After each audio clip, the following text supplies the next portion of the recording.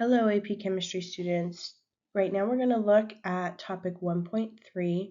This is part 1 on the elemental composition of pure substances. So in this topic, we're going to be exploring what's called the law of definite proportions. And what that law shows is, let me give you an example really quick, is that something like, say, water, H2O, water's always going to have the same proportion of hydrogen to oxygen, that 2-to-1 ratio. That's what makes it water. If we were to change that proportion, say we had H2O2, that is no longer water, and that one's called hydrogen peroxide. So the law of definite proportions shows us the whole number ratios of atoms in a substance. So we're going to figure out, how do we actually calculate these ratios? How do we know that it's 2-to-1 if we're just analyzing a sample of a substance? So the first part of this this topic has to define two terms. So we have empirical formulas and we have molecular formulas. An empirical formula is a chemical formula showing the lowest whole number ratio of elements in a compound. So this is simplified. All right, empirical is simplified. The molecular formula is the chemical formula showing the number of each element present. So what's the difference? So if I had that hydrogen peroxide from the previous slide, this would be the molecular formula. Okay, if I simplified that and I took all of my subscripts and I divided them by a common factor, so I got the lowest ratio, my empirical formula would just be HO. It's a 1-to-1 ratio. Every hydrogen has an oxygen. So we have the real molecule versus the simplified molecule. Okay, so what we have here for some examples, we've got the molecular formulas. All of these are molecular, so we're writing the simplified one from the molecular formula. So if we look at letter A, we want to decide, when we look at the subscripts, we have 2, 6, and 2. We want to determine what can we divide all of those by to simplify it. Well, 2 is a pretty low number already, so we can divide 2 by itself. We can also divide 6 by 2. So if we divide all of them by 2, then our formula is going to be CH3O. Down here, letter B, we can also divide all of them by 2. I'm just going to do that. So we get CH2 on that one if we divide each by 2. So those are the empirical formulas that we're writing. Over here on part C, we got 5 and 10. Well, we can definitely divide each of those by 5, so we get CH2. And letter D, we have 6 and 6, so we can divide both of them by 6, and we just get a ratio of 1-to-1, CH. So you'll notice, especially with B and C, we have the same empirical formula, but they are not the same molecular formula. They are not the same molecule. So what we're going to be exploring as we go through this unit is, how do we determine these empirical formulas from data? So if we're given a sample of something, we can determine what that empirical formula is. And then how do we figure out what these numbers are? We divide it by 2 here, we divide it by 5 there. Well, we want to reverse the process. We want to figure out, what do we multiply by to get to our molecular formula? How do I reverse this process? Okay, so we need to understand the difference between molecular and empirical, so we can work backwards to get back to a molecular formula. Okay, because our data is only going to be able to show us the ratio of our elements, that 1-to-2 or 2-to-3 or things like that. So how do we kind of reverse engineer this? Okay, so we're going to use what's called percent composition to find our empirical formula. So percent composition can be used to find the empirical formula and then the molecular formula of a compound. So our steps, there's a little rhyme here that can help us with this. So our steps are percent to mass, mass to moles, divide by smallest, multiply to whole. That is going to help you, and I'm going to repeat that as we do these. So that's our process. Okay, so we're going to break down what those steps actually mean and what our answer should look like at the end. Okay, So our steps here, percent to mass. We are going to be given percentages. So let's just look at the example down at the bottom. A 40-gram sample of a compound. So we have a container, it has 40 grams of some compound. It's analyzed, and we know 50% of that mass is sulfur and 50% of the mass is oxygen. So it says by mass, it's saying 50% of those grams. So 20 grams are sulfur, 20 grams are oxygen, basically. Okay, 50%. So we're going to take those percentages and we're going to write them as grams. You can find the percentage of this given amount, but you don't really have to do that. It's kind of an extra step that doesn't really help us in the end. It doesn't lead to a different number, so you can pretty much ignore the amount in grams, okay? So we're going to just do this example as we read the instructions. So we're going to take our percentage and we're going to just write them down as grams. Now, you'll notice as I write these, I keep all of my zeros. These numbers have 3 significant figures. If I start dropping zeros, I'm dropping my significant figures, and I'm going to throw my answer off and not get as exact of a number. We're not going to have that precision in our answers. And we're going to set this up as a conversion. So we did the percent to mass. I'm going to check that off. Now we're going to take that mass and we're going to change it to moles. So this is a one-step conversion. We're just changing the grams of the chemical to the moles of that chemical. And this is going to use our periodic table, the molar mass from that. All right, our molar mass for sulfur is 32.06 grams per mole, so 32.06 grams in 1 mole. And for oxygen, we're looking at single elements here. We're not multiplying anything by coefficients or any subscripts or anything extra. So just the number straight from the periodic table, 16 grams per mole for oxygen atoms. So now we're going to do that math. So 50 divided by 32.06, and my calculator, we want those 3 significant figures. So whenever we're doing conversions like this, we're going to just look at our given amount. So I got 1.559, so that's 1.56 for 3 sig figs, and that's moles of sulfur. I'm going to do the same thing with my oxygen. 50 divided by 16 gives me 3.125, so 3.13 for 3 sig figs, moles of oxygen. All right. Now, we have done mass to moles. So all we're doing is writing that percentage as a mass and converting them to moles. Nothing new here so far. Very basic steps. Should be pretty familiar to do that. Now, step 3 is really key. We are going to look at our 2 answers that we have, or there might be 3 elements. There can be more than that. We're going to look at all our numbers, and we're going to divide by the smallest one. So 1.56 is smaller. We're going to divide each number by that amount. Okay. What that does is the one that's smallest, we're going to get the smallest number of moles. So if we divide by 1.56, we're going to get 1 mole of sulfur. Okay, and everything is going to be bigger than that. So 3.13 divided by 1.56 gives me 2.006. Now, it's not an exact number, but this is where we're really looking for these whole numbers. We're trying to get our ratio of sulfur to oxygen. So we can round it up to 2. Plus, with our sig figs, it'd be 2.01. So that's 2 moles. Okay, so at this point, what we're trying to get is, for our formula, we've got sulfur and we've got oxygen. We're trying to get those little subscripts at the bottom. Okay. And here we can see we have 1 and 2. So we divided by the smallest. Now, step 4 is not always used. It's actually pretty rare to use, but we want to keep in mind that it's there. So if one of the elements is a decimal, so if we get something, especially like a 1.5.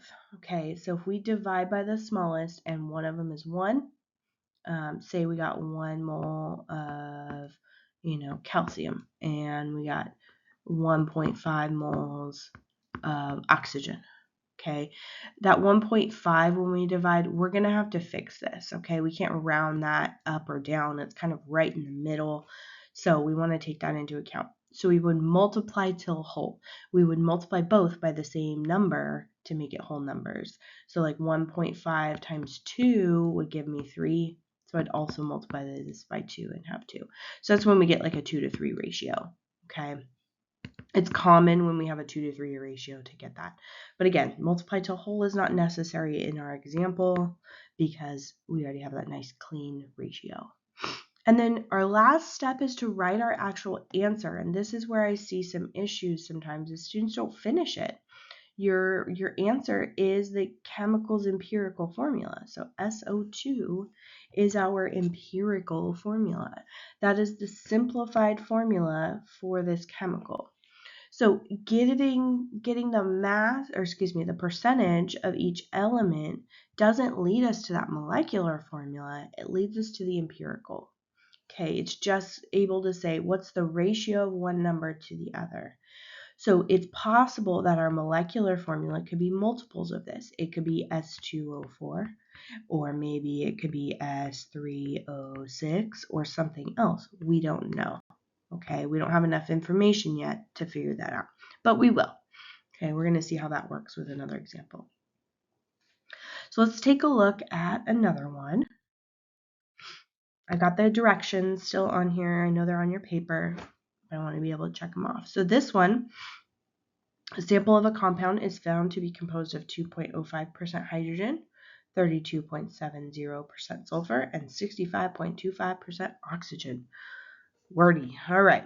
So we've got 3 elements. That means we need to set up and have space for all 3 to do our conversion. So we're going to start with percent to mass. So we're going to write that percentage as grams of each element. And I'm going to set up my railroad tracks. 32.070 grams of sulfur and 65.25 grams of oxygen. Now, as you do these, you're going to notice you're going to see the same elements over and over: carbon, hydrogen, oxygen, sulfur, chlorine maybe. These ones are used a lot because there are covalent compounds. They're made of nonmetals, and you can have lots of different combinations of nonmetals. It's not as set as ionic compounds. All right, hydrogen. Now, I get this question a lot. On our periodic table, it says 1.008 for its mass. You might have learned last year or memorized that hydrogen is 1.01 grams. Either one is fine. It's never going to dock you in points or change. The only thing it might change is the very last digit of an answer, and they would never dock you for that, especially because you're showing your work and you're showing what number you're using. So I'm just going to use 1.01. That's what I memorized when I was a junior in high school, and it has stuck in my brain, and I'm not changing. So they can't make me. All right, 2.05 divided by 1.01, we get 2.03. When we round to 3 significant figures, that's moles of hydrogen. Sulfur was 32.06 grams per mole. So 32.70 divided by 32.06. Now this is where I see people really wanting to round. This is not where we round yet. We want to keep we're rounding, but we're rounding to significant figures, right? We want to keep our sig figs. It's the next step where we want whole numbers. But you're already starting to see pretty close whole numbers here. Now it's oxygen, 16.00 grams per mole. 65.25 divided by 16, we get 4.08 moles of oxygen. All right, we have changed our percent to mass. We have changed our mass to moles. We're going to divide by the smallest one, which is 1.02. So 2 divided by 1 is going to give us 2 moles of hydrogen. Now we're looking for those whole numbers. 1 divided by itself is going to give us 1 mole of sulfur. And 4.08 divided by 1.02 is going to give us 4 moles of oxygen. Excuse me. So we divide by the smallest. Multiply till whole. Do we need to do that? Well, no, because I've got 2, 1, and 4. I don't have anything that's, like a 1.5. So we don't need that step. but we do need to write the formula. So and then the next question I get a lot is, well, what order do I put these in? I always put them in the order that they're given to me in. So H2SO4, which is also called sulfuric acid. All right. So again, that's our empirical formula. That's the simplified one. Now, I know this chemical. I'm familiar with it. I know that this is also the molecular, but that's something you guys wouldn't know. Okay? You wouldn't be expected to know. All right, let's take a look at how do we actually get to that molecular formula. So if we do all of these steps and we get this empirical formula, how do we then go to the molecular? Okay, so we're going to take a look at going from our empirical formula to find our molecular formula. So let's just review that. So at the beginning, we talked about a molecular formula is that the full ratio of the chemicals, right? So if this is my molecular, C6H12, then if I wanted to find my empirical, I would divide by 6 to get CH2. Right, to get my empirical formula. That's that simple whole number ratio. That's what we calculated on the last two examples. Now, what we want to do now is reverse this process. We want to go from the empirical to the molecular.